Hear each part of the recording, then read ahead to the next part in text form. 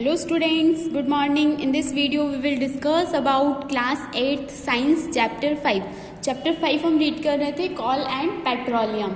तो उसमें हमारा नेक्स्ट जो आज का जो टॉपिक है नेचुरल गैस.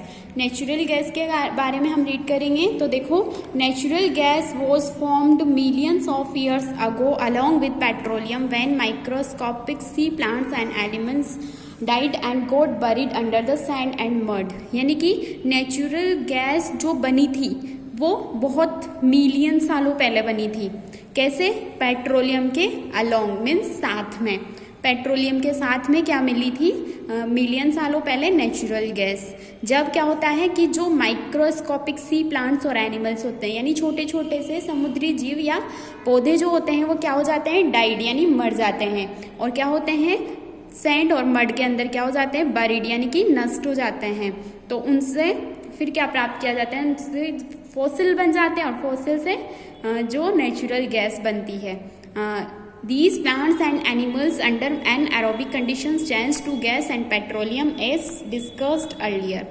यानी ये प्लांट्स और एनिमल्स जो मर जाते हैं वो क्या करते हैं? अनएरोबिक कंडीशंस में यानी अवायवीय परिस्थितियों में क्या करते हैं? Change to gas and petroleum. किस में चेंज कर देते हैं? गैस एंड पेट्रोलियम में. एज डिस्कस्ड अर्लियर, इसको हम पहले डिस्कस कर चुके हैं पेट्रोलियम के अंदर. ठीक है. कंपोजिशन क्या रहता है? Natural gas consist of 95% methane and 5% of mixture of ethane, propane and ethylene. यानी जो नेचुरल गैस में वो कंपोजिशन होता है, क्या क्या होता है? 95% तो मैथीन होती है और 5% मिक्सचर होता है किस किस का? एथेन, प्रोपेन और एथिलीन का.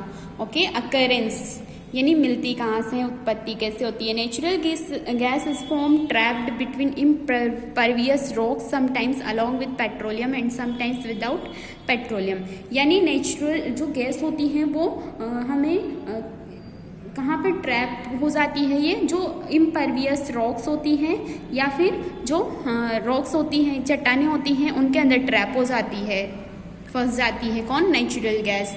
और जब मतलब सम टाइम किसके साथ रहती है? पेट्रोलियम के साथ भी मिल सकती है हमें, और विदाउट पेट्रोलियम भी ये हमें मिल सकती है. In India gas fields have been discovered in Tripura, Mumbai high and Krishna Godavari delta and Jaisalmer. और इंडिया के अंदर जो इसके फील्ड है वो कहाँ है? त्रिपुरा के अंदर है, मुंबई में है, कृष्ण गोदावरी डेल्टा में है और जैसलमेर के अंदर है. Next, uses of natural gas. यानी नेचुरल गैस के यूजेस क्या क्या हैं? As source of hydrogen and carbon. यानी हाइड्रोजन और कार्बन के सोर्स के रूप में नेचुरल गैस को यूज किया जाता है. When natural gas is heated strongly in the absence of air it decomposes to form carbon and hydrogen. जब नेचुरल गैस को स्ट्रांगली हीट किया जाता है, किसकी एब्सेंस में? एयर की एब्सेंस में. तो ये किस में डिकम्पोज हो जाती है? डिकम्पोज हो जाती है, अपघटित हो जाती है और क्या बनाती है? कार्बन और हाइड्रोजन बनाती है. Next, as a fuel natural gas has a very high calorific value of 55 kilojoule per gram. It burns rapidly and is used as a fuel in homes, automobiles and industries. और इसका किसके रूप में use किया जाता है? Fuel के रूप में, ईंधन के रूप में, क्योंकि इसकी जो कैलोरीफिक वैल्यू होती है वो कितनी होती है? 55 किलोजूल पर ग्राम होती है. इट बर्न्स रैपिडली, और ये बहुत ही तेजी से जलती है, इसलिए इसका यूज कहाँ पर किया जाता है? फ्यूल के रूप में. हमारे घरों में ऑटोमोबाइल्स यानी जो वाहन होते हैं उनमें और इंडस्ट्रीज में इसका यूज किया जाता है फ्यूल के लिए. नेक्स्ट टॉपिक है हमारा कन्वर्जन ऑफ फॉसिल फ्यूल्स. ठीक है. You are already aware of the fact that it takes millions of years ago fossil fuels to be made. ये आप पहले से जानते हैं, ऑलरेडी आप जानते हैं कि जो फॉसिल फ्यूल्स होते हैं वो बहुत ही सालों बाद बनते हैं. They are called non renewable resources because they are formed with extremely slow rate in the earth crust. और ये बहुत ही धीमी गति में बनते हैं, इसकी वजह से इनको नॉन रिन्यूएबल रिसोर्सेज बोला जाता है. With their extensive use this stock of fossil fuel is getting depleted. और इसका अगर हम इसी तरह से एक्सेसिव यूज करते रहेंगे तो जो फॉसिल फ्यूल का स्टॉक है वो क्या हो जाएगा? खाली हो जाएगा. At the rate of which they are being used, जिस दर से हम इनका यूज कर रहे हैं फॉसिल फ्यूल्स का, they would soon gate depleted. जिस गति से हम इनका पेट्रोलियम्स का यूज़ कर रहे हैं, फॉसिल फ्यूल का यूज़ कर रहे हैं, तो इस हिसाब से बहुत ही जल्दी क्या होंगे, ये फॉसिल फ्यूल्स क्या हो जाएंगे, ख़त्म हो जाएंगे। Burning of these fuels causes air pollution, और जब इन फ्यूल्स को जलाया जाता है तो क्या फैलाते हैं, ये एयर पॉल्यूशन फैलाते हैं, वायु प्रदूषण फैलाते हैं। It is also resulting in global warming, और जिसकी वजह से क्या होता है, ग्लोबल वार्मिंग होती है, which is a result of increased levels of carbon dioxide gas in the atmosphere. और जब ग्लोबल वार्मिंग होती है तो क्या हो जाते हैं, जो एटमॉस्फेयर है उसमें CO2 गैस का जो लेवल है वो इंक्रीज हो जाता है। ग्लोबल वार्मिंग क्या होती है, देखो, यानी कि हमारे जो अर्थ है उसका टेम्परेचर क्या हो जाता है, ज़्यादा हो जाता है, और CO2 की मात्रा बढ़ जाएगी, यानी टेम्परेचर ज़्यादा हो जाएगा, और जिसकी वजह से जो ग्लेशियर हैं, बर्फ़ की जो ग्लेशियर्स है वो क्या होने लग जाते हैं, पिघलने लग जाते हैं। उसको ग्लोबल वार्मिंग बोला जाता है। Smoke given out by vehicle and factories result in breathing problems and smoke in winters. और जो व्हीकल्स और फैक्ट्रीज होती हैं वहाँ से क्या निकलता है, स्मोक, धुआं निकलता है, जिसकी वजह से क्या होता है, ब्रीदिंग प्रॉब्लम्स यानी सांस की प्रॉब्लम्स होने लग जाती है। The oxides of sulphur and nitrogen present in polluted air mix with water vapour to form clouds and fall down as acid rain that damage buildings, plants, oil etcetera. यानी कि जो सल्फर और nitrogen के जो oxide होते हैं वो कहाँ पर प्रेजेंट होते हैं, पॉल्यूटेड एयर में, यानी प्रदूषित वायु जो होती है वहाँ पर नाइट्रोजन और सल्फर के ऑक्साइड उपस्थित होते हैं, जो वाटर के साथ मिक्स होके क्या करते हैं, वेपर के वाटर वेपर से मिक्स होके क्या बनाते हैं, क्लाउड्स बनाते हैं, जिसकी वजह से एसिड रेन होती है, अम्ल वर्षा होती है, that damage buildings, plants and soil. और ये जो एसिड रेन होती है जिसमें क्या गिरता है, एसिड गिरता है, जिसकी वजह से बिल्डिंग्स और प्लांट्स और सॉइल क्या होती है, डैमेज हो जाती है। Efforts should be made to find out renewable sources of energy like energy from wind, sun, flowing water, as these cannot be exhausted and are non-polluting।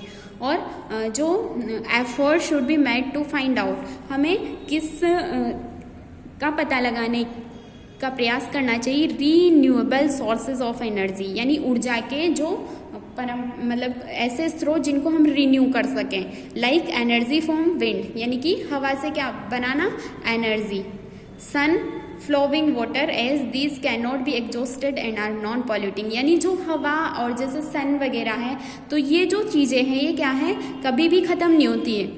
इसलिए हम क्या कर सकते हैं, इनसे जो हम मटेरियल्स हमें मिलेंगे वो कभी भी ख़त्म नहीं होंगे, क्योंकि ये जब तक हम रहेंगे, यानी जब तक भी ह्यूमंस रहेंगे अर्थ पर, तब तक सन भी रहेगा और विंड भी चलेगी, एयर भी रहेगी।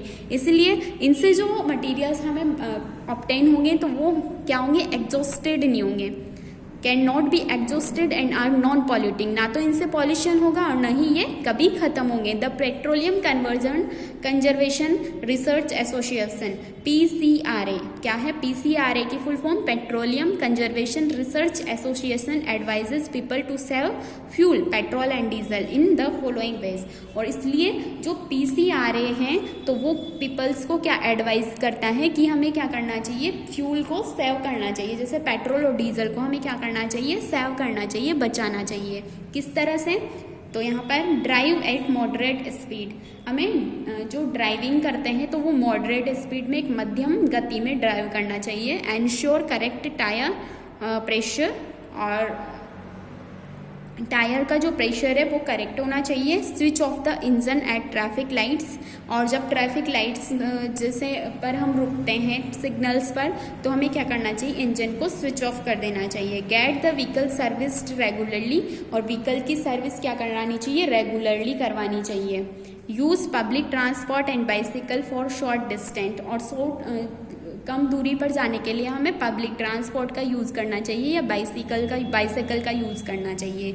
Use carpools to go for work और टू स्कूल, और स्कूल जाने के लिए या वर्क प्लेस पर जाने के लिए हमें कारपूल्स, यानी बहुत सारे लोगों को एक ही वाहन में हम जा सकते हैं, तो और सब अगर अलग अलग में जाएंगे तो बहुत ज़्यादा पॉल्यूशन होगा, और हम बहुत सारे इकट्ठे होकर एक ही कार में भी जा सकते हैं, तो उसको बोला जाता है कारपूल। यानी जो जैसे स्कूल वैन होती है तो अगर स्कूल के सारे बच्चे अलग अलग वेन से आएंगे तो बहुत ज़्यादा पॉल्यूशन होगा ना। अगर 8 या 10 बच्चे भी एक वेन से आ रहे हैं तो कितना पॉल्यूशन को हम रोक सकते हैं। ठीक है, असाइनमेंट जो है यहाँ पर, name the following and select the odd one out, तो ये आपको सेल्फ सोल्व करना है। ओके, नेक्स्ट यहाँ पर वही फॉसिल फ्यूल की एक टेबल दी हुई है हमें फॉसिल फ्यूल्स के लिए। तो देखो फॉसिल फ्यूल क्या होता है, वही हमने जो इस चैप्टर के अंदर रीड किया है। तो फॉसिल फ्यूल्स जैसे कोल के बारे में हमने रीड किया, तो कोल डिपॉजिट होता है कहाँ पर, झारखंड में, एमपी में और वेस्ट बंगाल में। इसके बाद इसके कोल के यूजेस क्या है, तो ये हमने पहले भी रीड कर लिए। इसके टाइप्स कौन कौन से हैं, बिटुमिनस है, लिग्नाइट है, पीट है, एंथ्रेसाइट है। और इससे जो प्रोडक्ट मिलते हैं हमें, ये देखो products obtain on destructive distillation, यानी कोल के डिस्ट्रक्टिव डिस्टिलेशन से हमें कौन कौन से प्रोडक्ट मिलते हैं। तो अमोनिकल लिक्योर मिलता है, कोल गैस मिलता है, और कोल गैस की प्रॉपर्टीज़ और इसके यूजेस भी हमें यहाँ दिए हुए हैं। Gases for high calorific value होती है कोल गैस की properties, heating, cooking, heat sources में यूज़ करते हैं। कोल तार, यानी कोल से कौन कौन से प्रोडक्ट मिलते हैं, अमोनिकल लिक्योर और कोल तार, कोल गैस, कोल तार और कोक। ठीक है, और इसके बाद पेट्रोलियम है, तो पेट्रोलियम का डिपॉजिट कहाँ, कुवैत में, Saudi Arabia, Iraq, China, USA, Russia, Libya. तो यहाँ पर ये पेट्रोलियम निकाला जाता है इन प्लेस पर। फॉर्मेशन कहाँ होता है, सैंड के अंदर या चट्टानों के अंदर। और का जो माइंड मैप यानी रेजिडुअल ऑयल होता है, paraffin lubricating oil, food oil, diesel oil, kerosene, petrol, तो ये सारे इसके ही प्रोडक्ट हैं। ठीक है, फिर उसके बाद नेचुरल गैस हमने रीड किया, तो नेचुरल गैस अभी जस्ट हमने रीड किया। इसका डिपॉजिट त्रिपुरा, राजस्थान, महाराष्ट्र, कृष्णा गोदावरी डेल्टा। उसके बाद प्रॉपर्टीज़, इसका ये क्लीन फ्यूल होता है और नॉन पॉइजनस गैस है ये। इसके अलावा यानी इस किस किस के बारे में इसमें दिया हुआ है चार्ट के अंदर, जो फॉसिल फ्यूल है जिनके बारे में हम लास्ट पूरे चैप्टर में रीड कर चुके हैं। इस वाले चैप्टर के अंदर ही कोल के बारे में, पेट्रोलियम के बारे में, नेचुरल गैसेस के बारे में। ठीक है, तो यही इसके अंदर दिया हुआ है, तो आप इसको सेल्फ रीड कर सकते हो। तो देखो इस चैप्टर के अंदर हमने क्या क्या रीड किया, तो मैं एक बार फिर रिवाइज करा देती हूँ आपको। सबसे पहले हमने कोल और पेट्रोलियम का इंट्रोडक्शन यहाँ पर देखा। इंट्रोडक्शन के बाद हमने इन एग्जॉस्टिबल नेचुरल रिसोर्सेज और एग्जॉस्टिबल नेचुरल रिसोर्सेज के बारे में पढ़ा। और इसके बाद इन एग्जॉस्टिबल क्या होते हैं, ऐसे मटीरियल्स जो क्या होंगे जिनकी क्वांटिटी जो होती है वो अनलिमिटेड होती है, यानी कभी ख़त्म नहीं होने वाले जो सोर्सेज होते हैं उनको इनएग्जॉस्टिबल बोला जाता है। जैसे एयर है, वाटर है, सॉइल है, सनलाइट है। और एग्जॉस्टिबल नेचुरल रिसोर्सेज ऐसे होते हैं जो अगर हम इनका एक्सेसिव यूज़ करेंगे तो ये जल्द ही क्या हो जाएंगे, ख़त्म हो जाएंगे। जैसे फॉरेस्ट है, अदर नेचुरल रिसोर्सेज है, वाइल्ड लाइफ है, मिनरल्स है, कोल है, पेट्रोलियम है, नेचुरल गैसेस हैं। तो ये क्या है, एग्जॉस्टिबल नेचुरल रिसोर्सेज है। उसके बाद हमने कोल के बारे में रीड किया, अकरेंस ऑफ कोल और किस तरह से कोल बनता है। फिर उसके बाद कोल के जो टाइप्स हैं वो भी हमने रीड किए। उसके बाद हमने प्रोसेसिंग ऑफ कोल रीड किया। उसके बाद हमने कोक के बारे में, फिर उस पेट्रोलियम के बारे में रीड किया। ठीक है, लास्टली हमने नेचुरल गैस के बारे में रीड किया। तो इस तरह से ये हमारा जो चैप्टर 5 है ये हमारा यहाँ पर कंप्लीट हो जाता है। Okay, goodbye, take care.